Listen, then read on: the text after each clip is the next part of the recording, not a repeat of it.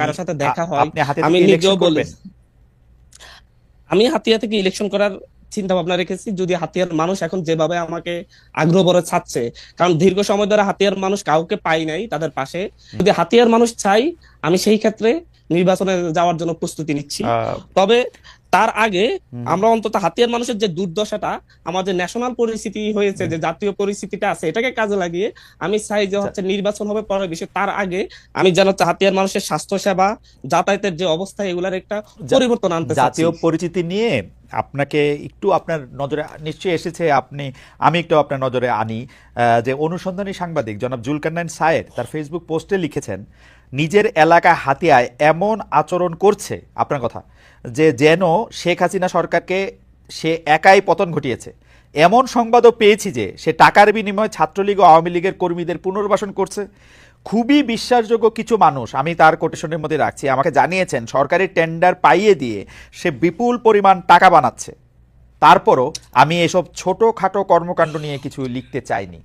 একটু কি আপনি বলবেন যে মানে?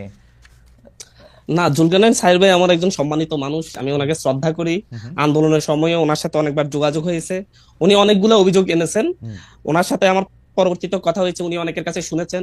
আমি ওনাকে বলেছি যে হচ্ছে, ভাই আপনি আপনার যে ইন্টেলিজেন্স কিংবা অনুসন্ধানী লোকজন আছে ওনাদেরকে পাঠান, হাতিয়াতে দেখে আসুক আসলে হাতিয়াতে আওয়ামী লীগকে কারা পুনর্বাসিত করছে, আর হচ্ছে কিভাবে আওয়ামী লীগের বিরুদ্ধে আমার অবস্থান নিয়েছি।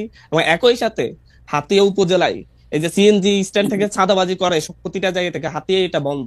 ঘাট কেন্দ্রিক চাঁদাবাজি সেটা হাতিয়াতে বন্ধ, শুধুমাত্র আমার এই শক্ত স্ট্যান্ডের কারণে সম্ভব হয়েছে। না হয় বাংলাদেশের প্রতিটি জায়গায় যে পরিমাণ চাঁদাবাজি হচ্ছে আওয়ামী লীগ যাওয়ার পরে অন্য দল, আপনি সেটা হাতিয়াতে চলমান না না, থাকতো। মাসুদ ভাই, এবং এই ক্ষেত্রে মাসুদ ভাই, যদি হচ্ছে মাসুদ ভাই, প্রতিবাদ করার মতো কেউ থাকলে, ভাই আমি একটু শেষ করি, জি শেষ করেন। প্রতিবাদ করার মতো কেউ না থাকলে তাহলে এটা খুব ভালোভাবে চলতে থাকে। তো হচ্ছে প্রতিবাদের ভাষা একটু রূঢ় হয়, যেহেতু আমি প্রতিবাদ করছি, সেহেতু অনেকের কাছে এটা মনে হতে পারে যে হচ্ছে যে ও একটু রূঢ় ভাষায় কথা বলছে, ও একটু হচ্ছে নিজেকে বেশি জনাব সাইড হান্নান করতে মাসুদ, চাচ্ছে। জনাব হান্নান তবে মাসুদ, আমি আমি বুঝতে পেরেছি। মানুষজনকে, আমার প্রশ্নটা শুনেন। আপনি তো হাতিয়ার নাগরিক বা হাতিয়ার সন্তান, আগেও ছিলেন, পরেও আছেন, মানে 5 আগস্টের আগেও ছিলেন, 5 আগস্টের পরেও আছেন।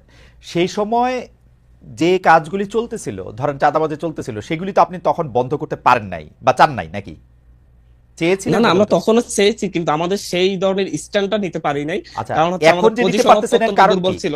এখন নিতে এর পারতেছেন এর কারণ কারণ কি? হচ্ছে এর কারণ হচ্ছে ন্যাশনাল পরিস্থিতির কারণে, এই যে আমাদের বিভিন্ন বিশ্ববিদ্যালয়ের বিশ্ববিদ্যালয়ের আমাদের যে পাবলিক বিশ্ববিদ্যালয়ের যে শিক্ষার্থীরা আছে, হ্যাঁ, তারা আমাকে পুরোপুরি সাপোর্ট দিচ্ছে। এবং হচ্ছে তারা বিভিন্ন যে সামাজিক সংগঠনগুলো আছে, হুম, তারা আমাদের সাথে এসে একসাথে দাঁড়াচ্ছে। ওকে। কারণ তারা এখন সাহস পাচ্ছে যে হচ্ছে কেউ একজন অন্তত হচ্ছে আমাদের সামনে থেকে নেতৃত্ব দিয়ে প্রতিবাদ করার লোক আছে। আগে আগে আগে আগে এই সমর্থনটা আপনি পান নাই, তাই তো?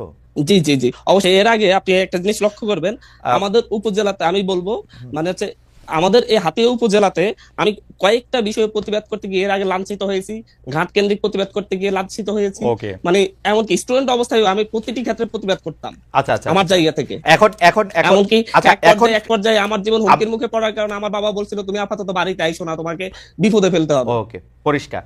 আমি একটু আমি জনাব জনাব মাসুদ, একটু এই পর্যায়ে একটু শেষ কথা বলি। সরকার, আপনি যখন এইসব প্রতিবাদ করতে যান, চাঁদাবাজি বন্ধ করতে যান, তখন সরকারি লোকজন আপনার সঙ্গে থাকে? পুলিশ, অ্যাডমিনিস্ট্রেশনের লোকজন? দেখেন হচ্ছে, যদি আমি একটা জিনিস একটা জায়গায় খুব স্পষ্ট করে বলছি, যখন আপনি ভালো কোনো কাজ করতে যাবেন, তখন যদি হচ্ছে প্রশাসনকে যদি বুঝাতে পারেন যে এটা আসলে ভালো কাজ, হুম, তারা আসলে সেই ক্ষেত্রে তাদের নৈতিক জায়গা থেকে অনেক ক্ষেত্রে সমর্থন দেয়। হুম। মাসুদ, আপনার কখনো এরকম সন্দেহ হয় নাই যে এখন যেহেতু প্রশাসনে বা সরকারে আপনার বন্ধু বান্ধবেরা আছেন, সেই তো আপনার জন্য কাজটা সহজ হচ্ছে? না, আমি সেটা মনে করছি না, আমি মনে করছি যে প্রশাসনে যেহেতু এখন, প্রশাসনে এবং সরকারে যেহেতু এখন আওয়ামী ফ্যাসিস্টের দোসরগুলা নেই, হুম, হুম, সেহেতু হচ্ছে এখন যেহেতু দেশপ্রেমিক, অধিকাংশ দেশপ্রেমিক মানুষ আছে, সেই ক্ষেত্রে দেশের যে কোনো ভালো কাজের জন্য তারা হুম। সহযোগিতা এই করছে এবং আমাদের জন্য এটা ধরেন, ভালো হচ্ছে, সহজ হচ্ছে। ধরেন এখন বিএনপি ক্ষমতায় থাকলেও আপনারা প্রশাসনকে এরকম বুঝাতে পারতেন, এরকম মনে আমি করতেছেন? একটা জিনিস মনে করি, বিএনপি ক্ষমতায় থাকলেও হুম, যদি আমাদের সাবেক এমপি ফজলুল আজিম সাহেব উনি যদি এমপি হতেন, হুম, উনি নিজে এগুলো অনেকগুলো উনি নিজেও সমাধান করতে পারতেন। ওকে। কারণ উনি অত্যন্ত মানুষকে ভালোবেসে অনেকগুলো কাজ করে আচ্ছা, গিয়েছেন।